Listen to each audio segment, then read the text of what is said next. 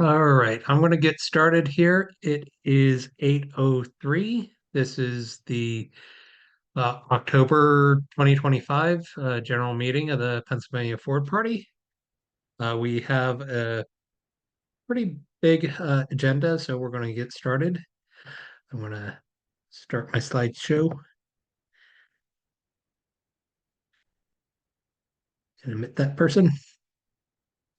And then,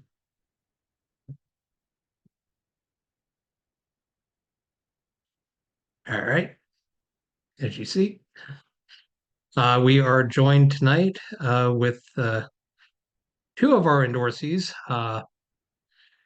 As you see here, we have been pretty busy in Pennsylvania, and we are happy to be joined by Eric Taylor, who's running for Berks County Court of Common Pleas. Eric, uh, could you tell us more about your race? Sure.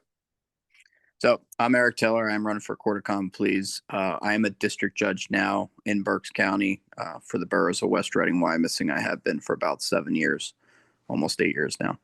I'm a lawyer for about 20 years. So in my race, I am on the Democratic side.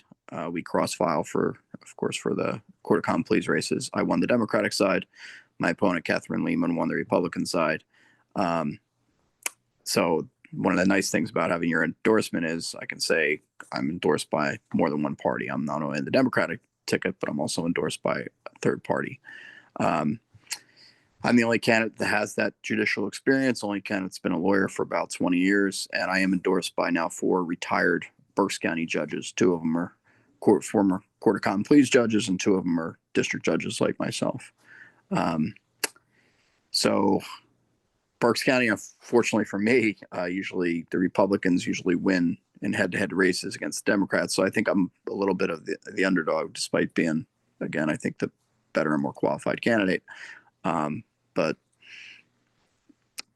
I don't know. Who's to say? We've got 2 more weeks to go, and we'll see what happens.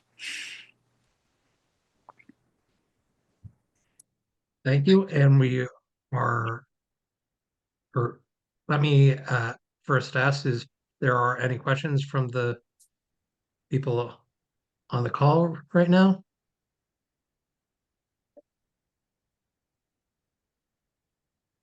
Hearing none. We also are joined by Pat Dugan, and I'll let Pat speak as well. Hey, Ford Party, thank you so much. I heard you talking about Zapala crediting the Ford Party for his victory. I think I'm going to be able to give you that credit as well when I defeat Larry Krasner.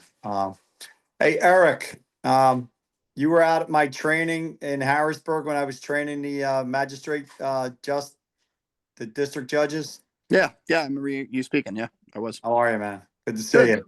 Good. You to see too. You too. So, in Philadelphia, there are over 125,000 independent voters. The endorsement from the Ford Party is huge. Most of the independents are people who left the Democratic Party or who left the Republican Party due to the way the world is now, where we're so far off the cliffs on each side. So now that I have somebody like the Ford Party coming in and say, wait a minute, Dugan is the guy who's in the center, I think it's going to play a huge role in this election. I lost the primary by 44,000 votes to Larry Krasner, who is a very far left Democrat. I am more of a centrist Democrat who believes in, frankly, people being held accountable, particularly for violent crimes. And, most other people deserve a second chance, restorative, rehabilitative justice. And, so I truly am that middle of the road candidate to try to move forward. So I am super excited because the intangibles of what this says. So I can now go around and say, I am endorsed. I am the the Republicans wrote me in Philadelphia. 7,000 Republicans in a race that they didn't come out for, but 7,000 of them came out to write me in to make sure I was still on the ballot in the general election. 53,000 Democrats voted for me in the primary. So I can now say I have three parties, 53,000 Democrats, the Republican nominee, and now the independent forward party. So that is what I'm telling everybody, that I have this big tent now and I just want it to grow bigger and bigger. I'm a Philadelphian. I don't have a label. So that's what my campaign, that's what we're doing. And I'm trying to stop this super far left where we just hold zero people accountable while victims lay to the wayside. So I'm very proud to carry the forward party banner now. And I appreciate it. Thank you for having us. I'm gonna let people on the call talk. We had a very big press conference for you as well. Yes. Uh, To get my right. message out there, and the message I wanted to put out there was that it's exactly who I am. When I looked on your website, to me, it was just obvious. I could have written a website on what the forward party is all about. So I appreciate it. And these are some of the headlines that have come out. There are several more and several more to come, I believe. Uh, did anybody have any questions for either Pat Dugan or Eric Taylor? I have a question. Go ahead. So I was fortunate to join Judge Dugan at one of his fundraising events in South Philly, and it just looks like in the news today there was the Coda Scott. Her remains were found. There was this big case in Philadelphia where Krasner basically his office let go the criminal, the person who was basically trying to break into someone's house and like intimidate them and threaten them. And when he was let out of he was basically let go because the victims didn't show up to court, and um, then she shows up dead in this car. So just curious, like if there's like a strategy, just this is pretty new stuff, but it's a big tragedy in Philadelphia, and I feel as if this is just one case. There's so many other cases in Philadelphia that crime has just kind of run a little rampant. And Yes. any thoughts on that, right? Yeah. So the Kata Scott murder was the reason why I stepped down. Now, obviously, the murder just occurred, but I stepped down in December because every day in court, I saw what Larry Krasner was doing. And over 70% of the few cases that actually come to court now were withdrawn by the DA's office because they weren't prepared. They don't contact witnesses, they don't make an effort, they might send a subpoena, but nobody calls them or has a rapport with a victim to get them to come in. So I saw this happening every single day. This case has the attention of the media. Finally, the media is paying attention. It's unfortunate that it's now because of the death of a beautiful 23-year-old vibrant woman who was going to be one of these people who's going to conquer the world. What a shining star, Penn State graduate, a beauty queen, just a great young lady. And the man who was accused of it, guy by the name of Keon King, he had a couple of other cases involved. So he kidnapped this woman and he's killed her. She was missing. They couldn't find her for a couple, maybe a little bit over a week, but it was pretty obvious what had happened, that she was dead somewhere. But he actually kidnapped a couple other women earlier in the year. One of them, Larry Krasner's office, they had video from that victim. They had another witness, yet because the victim didn't come to court, Larry Krasner withdrew the case. Any prosecutor worth their salt knows how to put a case up with a video. with police officer testimony. It's something that they do all the time, as good prosecutors do, particularly in domestic violence cases. Krasner's office just rolled over and said, never mind, we're not going to do it. Let the guy out. And what's he do? He goes after another victim, and then he goes after this Kata Scott, and she winds up dead. He should have been held for court and had a trial on the original one, but Krasner's office just rolls over. He blames the judges for giving a bail that Krasner never appealed. Every prosecutor can appeal their bail decisions by a judge. Krasner's office doesn't do it by a matter of course. This is the fox in the hen house. And this poor Kata Scott case is truly the tip of the iceberg, because there's so many other victims out there who should have never happened, because if you punish the violent criminal the first, second, third time, we wouldn't have them escalate to as violent as it was against Kata Scott. So yes, he has to go, because he is so far off the left. He thinks everybody should be able to commit violent crimes and not go to jail. It's crazy, insanity. And I Well said. appreciate you stopping by the fundraiser we had. Oh yeah, of course. Yeah, it's very nice down there. Any other questions? David. Thank you. One of the Forward Party's key election reforms is to push for open primaries instead of closed primaries. I personally would be in favor of a single primary, not even separate partisan primaries at all. But Judge Dugan, I'm curious, how do you think your primary might have played out differently if it had been a more open style of primary, given the dynamics of the voting population in your region? It would have been a neck and neck race. There are over 250,000 independents and Republicans in the city of Philadelphia. And the vast majority of them, if they came out, would vote for me. So it would have been, I mean, obviously Philadelphia's dominated by Democratic Party. It would have been a much closer race. I am for open primaries. I always have been, because why do we shut out people in the minor parties, independents? It just doesn't make sense. So in effect, the two-party system disenfranchises too many citizens. We need to let everybody vote. So I'm all for open primaries. And I think it would have made a huge difference. Thanks for your answer. And we at Forward Party firmly believe that races of this magnitude should not be decided in a closed primary. Rachel, I believe I saw your hand up as well.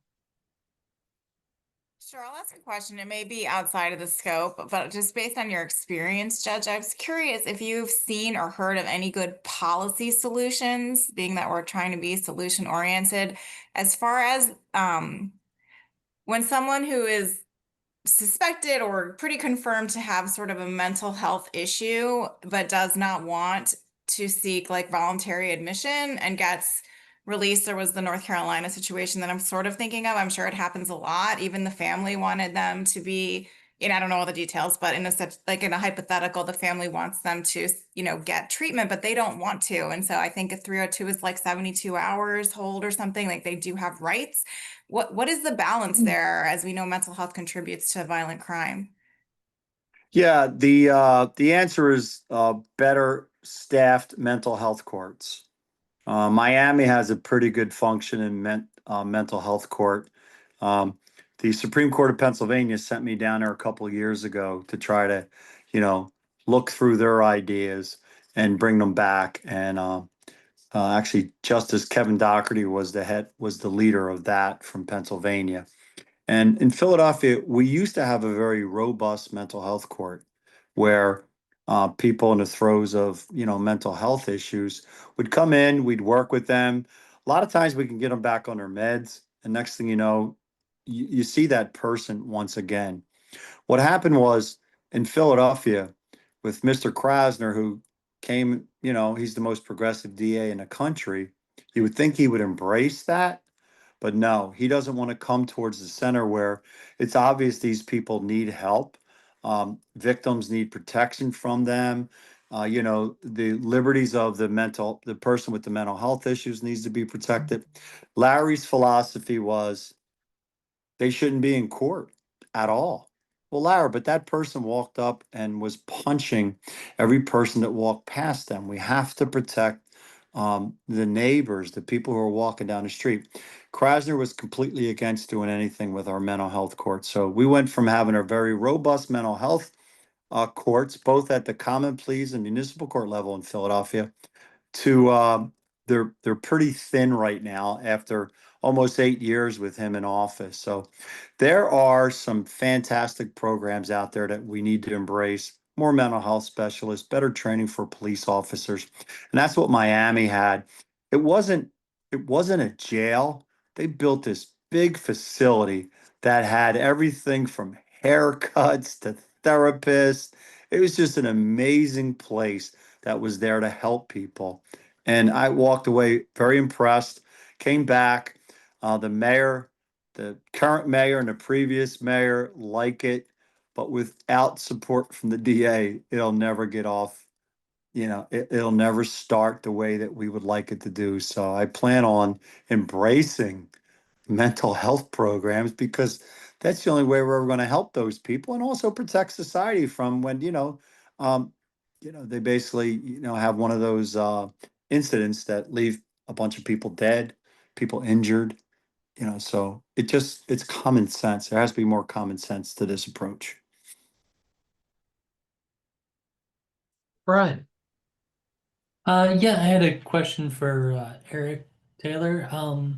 The Philly DA race is one of the most, focused on races in the state for very good reason. But most of the races that we're getting involved in, like yours, there's much less focus on. So I've just wondered, like, for you, what's your experience been of like campaigning over the past few months, and what kind of outlets or news? How are you finding like trying to get your message out? Yeah, it's tough. I mean, these kind of odd year elections don't draw out a lot of people. It's usually about 20%. I'm a big proponent of going door to door. That's how I think I won in 2017. I won by 45 votes or 1,000 votes on each side cast. I was very much the underdog. My opponent had been 20 years in the Register of Wills, the head of the Berks Republican Party for a couple of years, grew up in the area, coached football in the area. So that's the way I think I won, and that's what I've been doing now. The Reading Eagle has run a little bit of stuff about us. They gave us a chance to answer a couple questions. That was published a little bit ago. BCTV, which is Berks Community Television, I think it stands for. They interviewed us, so that's out there. But it's tough. This is not a sexy race. I think the Philadelphia D race will draw a lot more publicity than a court of common pleas race. Great, thank you. Please let us know if we can help you out somehow. Yeah, sharing, liking, and following my Facebook page would be great. Boosting my numbers up. Thank you. Yeah. Any other questions before we move on? All right. Getting back to the presentation. We have been doing a lot in the outreach area this month.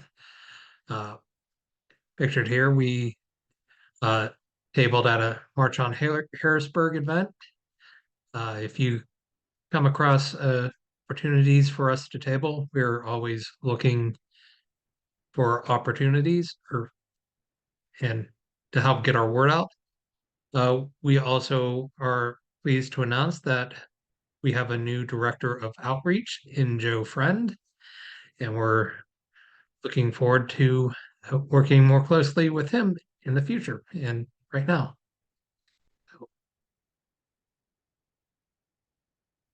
Uh,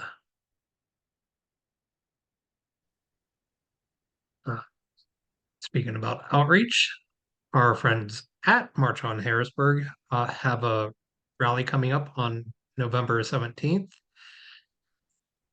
You can learn more at their website, and we invite all our members to check it out and, if they can, attend.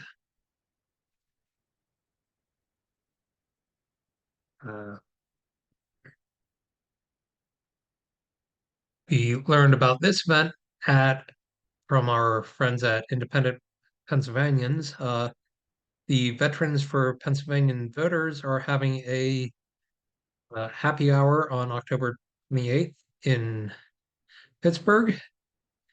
If this appeals to you, we encourage you to learn more about them and possibly sign up for their happy hour as well. They're supporters of our open primaries movement and hopefully can become strong allies of us as well.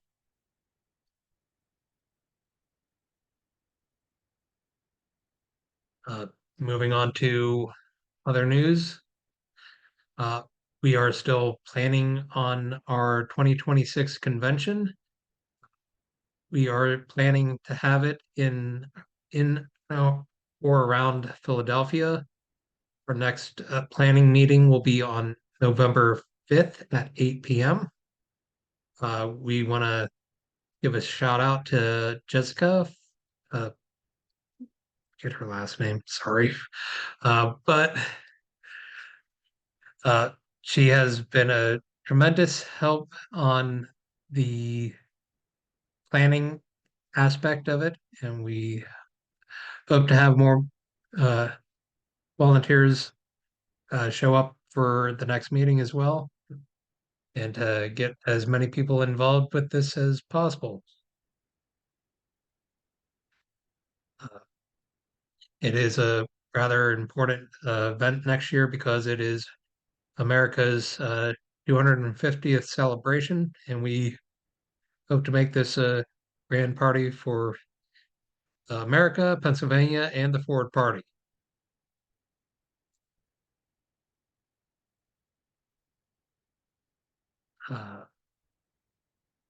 As always, remember to check our calendars, both for the national calendar and our state calendar. There are usually something on one or both of them to have an opportunity to get involved and support the movement. We hope you can join and find your place in the party.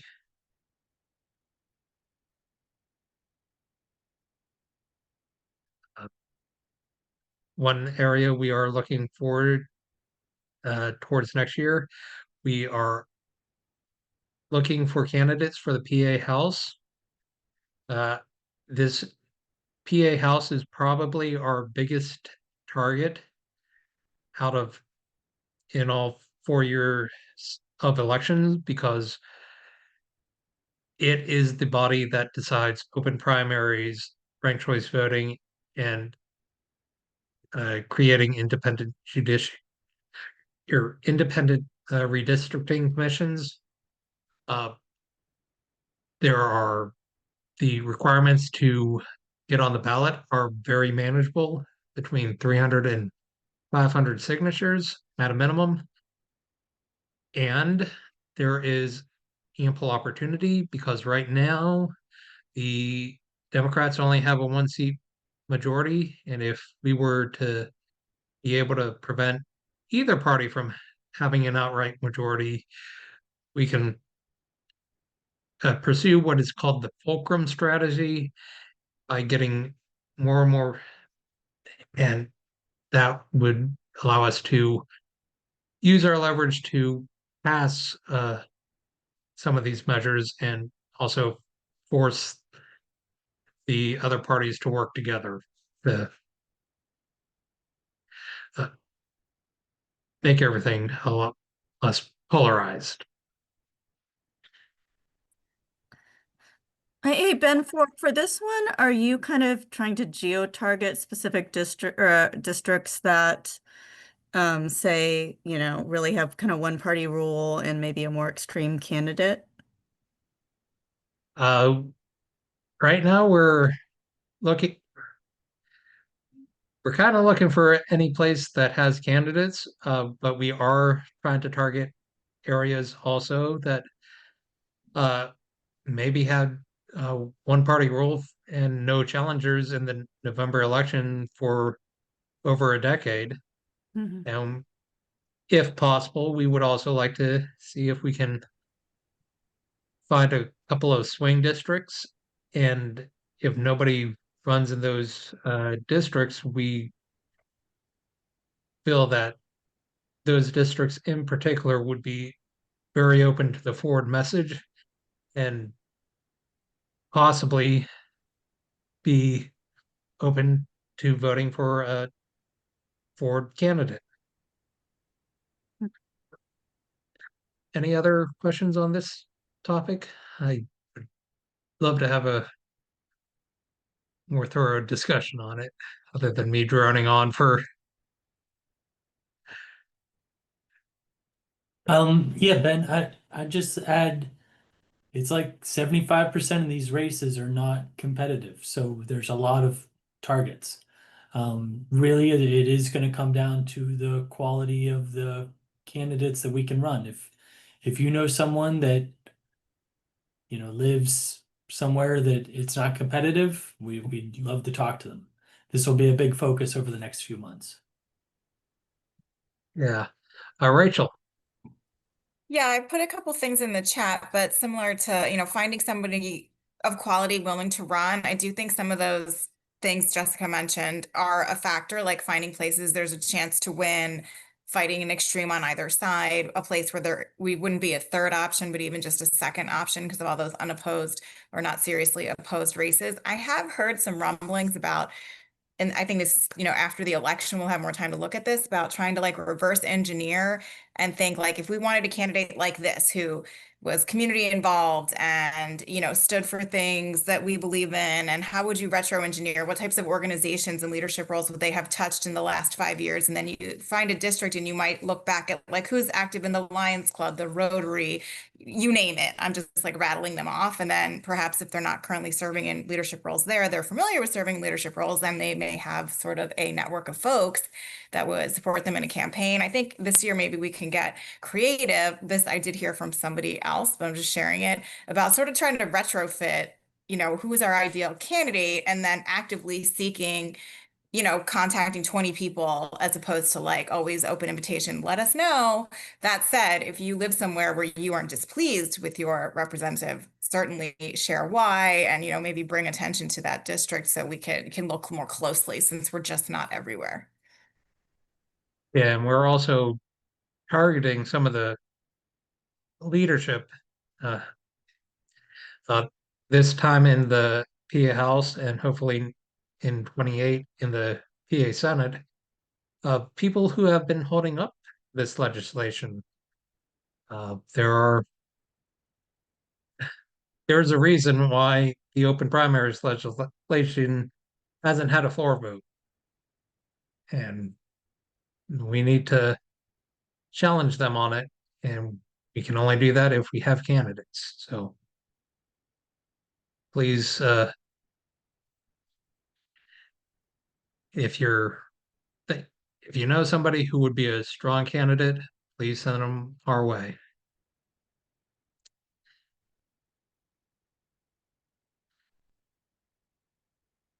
As always, I include the national committees, the Asian American and Pacific Islanders, the Black voters, the Hispanic and Latino committee, LGBTQ plus, veterans and veteran families, women's committee, and the Young Fortists.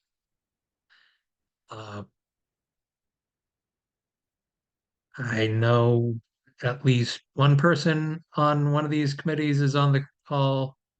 You can't see all the faces when I'm in the screen, so I can't really see who else is on the call at the moment. But if one of these would be representative of you, please join and if more than one, have no problems joining multiple ones. Good evening, everybody. I'd just like to mention that, yeah, for the Veterans and Military Family Committee, they're having a general meeting the end of October, October 29th. If you look at the national calendar, a lot of stuff going on, a lot of activity for us to get involved with.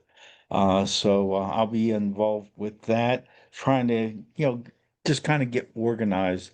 Also, as part of outreach, had a good call um, last week talking about getting organized and really getting on the list of volunteers or the people that have registered from the website and stuff.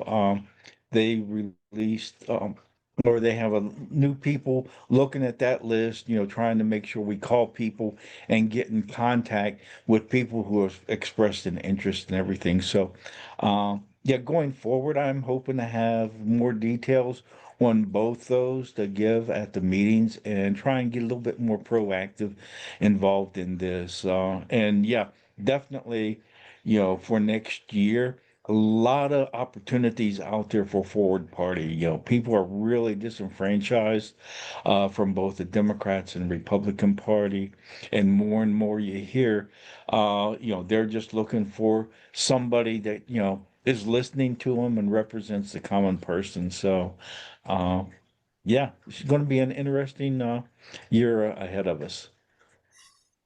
Robert.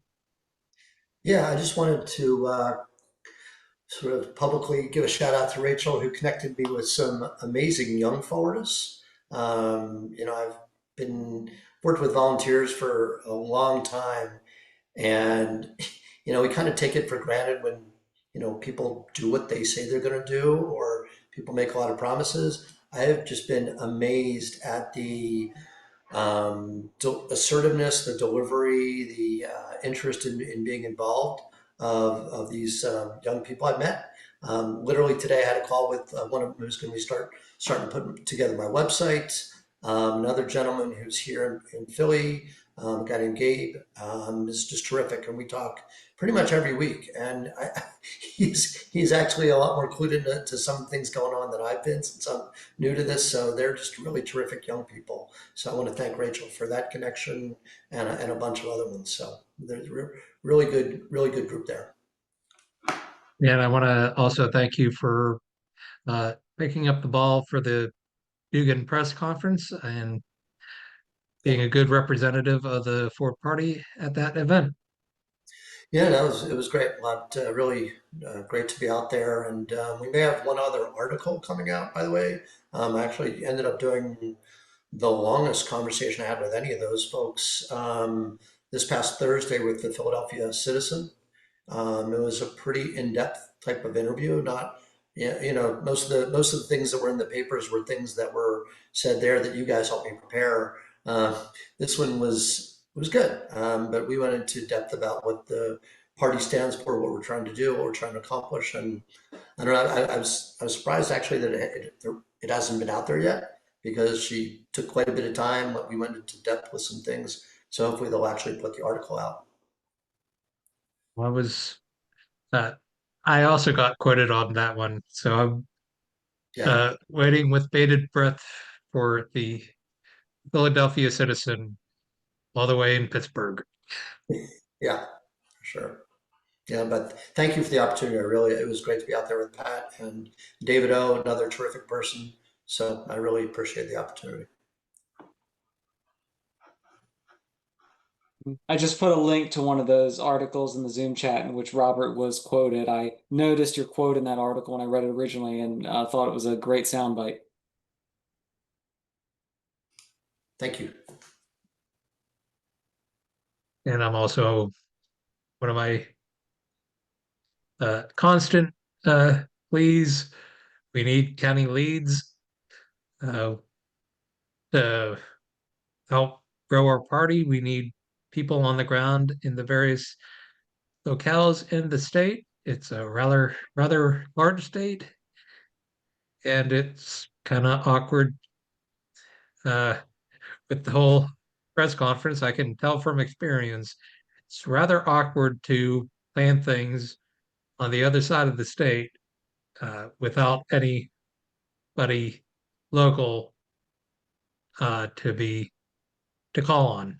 So hopefully we can, if if you can, uh, uh, please contact the Pennsylvania Ford Party at the Pennsylvania Ford email.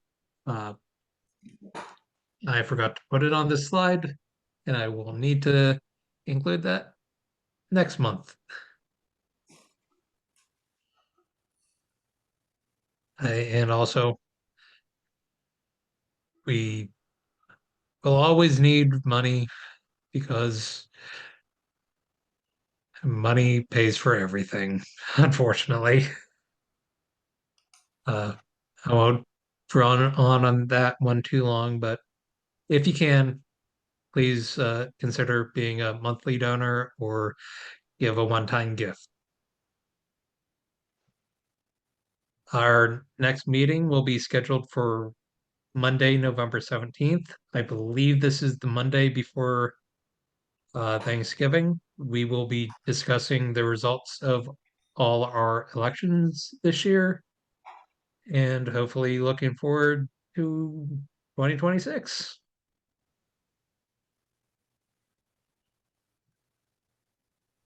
Open floor.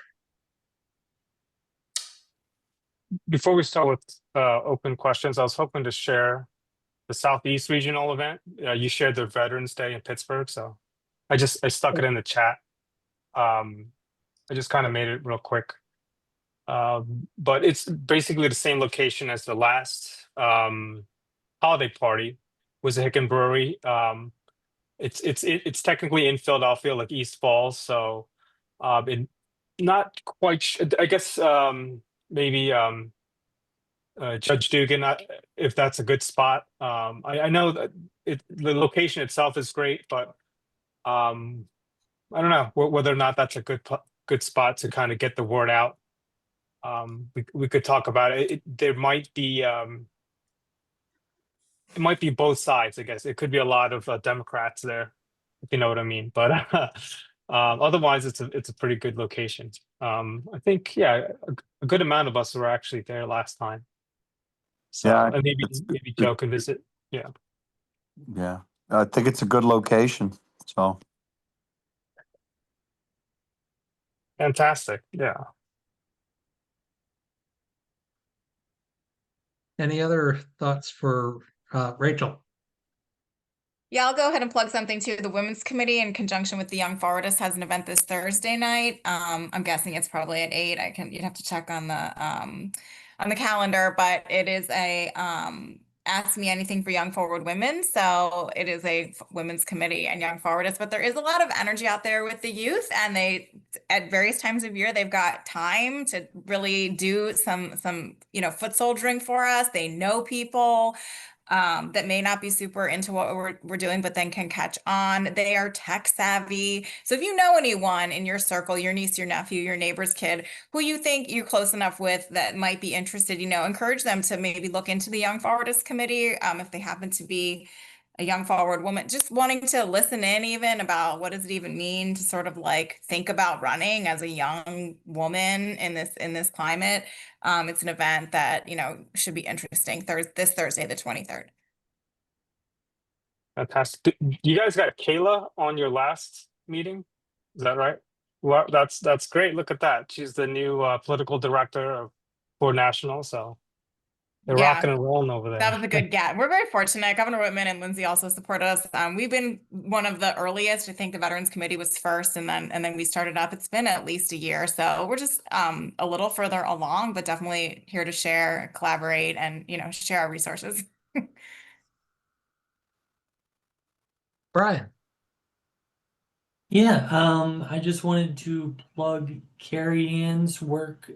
Carrie Ann from National has been running the volunteer initiative this election. So they do text banking and things like that.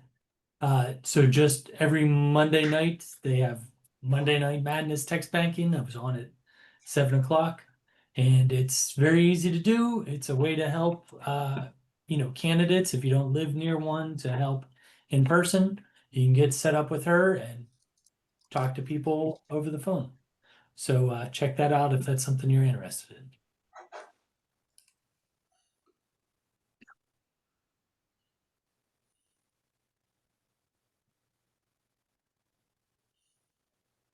Sharing the screen there. Any other discussion points, concerns for open floor? How about the printed material? Are we ready for that yet? There's the 4x6 card that we had a mock-up of. I don't know if this is the right time, but just to let everyone know, there may be some palm cards that we can hand out to people. Hopefully it gets here. I don't know how long it takes to print, but what do you We'll think, get Brian? expedited shipping. Yeah, we'll have cards for election day. And once we get them in, they'll have to be distributed with a little creativity, but we'll get them out to people to hand out on election day. Are they going to be printed like locally for everyone, or you mean they're going to be printed centrally and then we're going to have to ship them? So Let's talk offline, but we'll figure it out. gotcha. All righty. Anything else? Speak now or forever hold your peace for a month.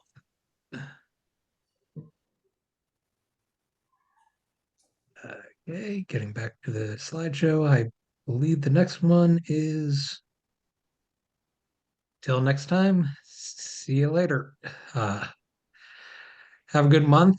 Remember to vote on November 4th. If you haven't registered, I believe you have a couple of more hours to maybe register online. But the deadline is today for that. And hurry up if you haven't. Rachel. Yeah, you had posted something I think out in the West on 11/17. Is that a daytime event? Because I think the third Monday of the month is also 11/17. If we're gonna have this call, it won't conflict. It was that March on Harrisburg event, I think. Oh, that is in Harrisburg actually. So that is during the day. Okay, They're doing uh event uh to try to demonstrate outside of the General Assembly in gotcha. Harris. If anybody goes, bring them palm cards. We're partner organizations. Maybe we can loop some more people in after the election, start working on next year. Certainly, they're allies, and we could even have candidates in those pools of people or no people. So looking to grow in 26.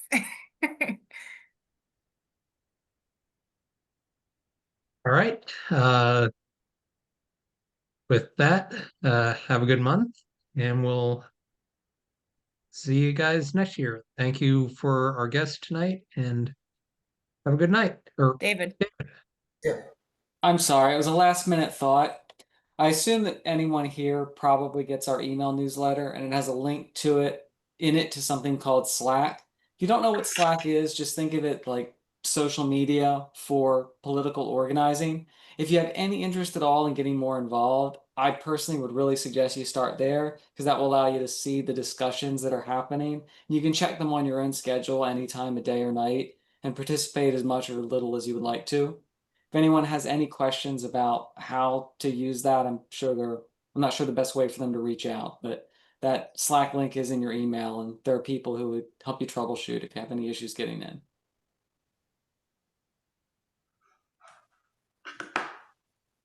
ready.